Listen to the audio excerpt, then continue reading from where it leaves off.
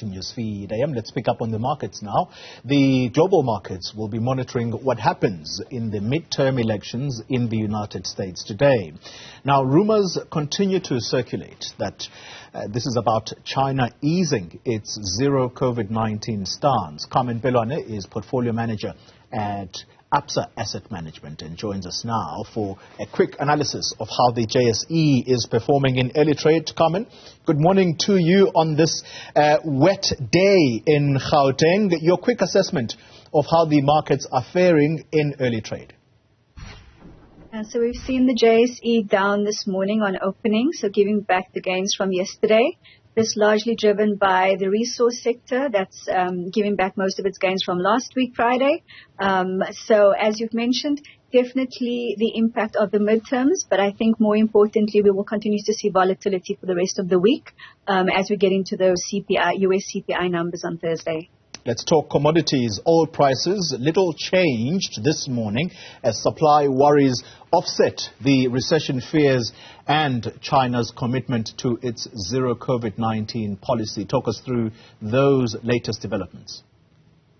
Yeah, I think at the moment the two key issues for the oil price are definitely going to be China. We've seen one side saying that we're looking to see less restrictions, and then on Saturday we did see the National Health Commission say that they will continue to implement these very severe restrictive controls. And based on that, because we're unsure which way they're going to go, the market is hoping, or the oil price at least is reacting to the fact that if China does reopen, we are likely to see an increase in demand, and therefore that's having an impact on the oil price. And then add on to that we are getting closer to the Russian sanctions towards the early part of December. That's likely also to have a significant impact on the oil price. So again, similarly to the stock market, oil price will continue to be volatile. Yeah. Let's talk company news. Engineering group Marion Roberts set to sell its full stake in its Australian subsidiary. What do we know about this sale, and who are they selling it to? For what price? Yeah, so the price indicative at this point is $4 billion. There are restraints in terms of the approval of this, but that is the indicative at the moment. And that's related to a sale to Webuild, which is an Italian multinational. And the focus there is likely to be on the ability to unlock working capital for Clo.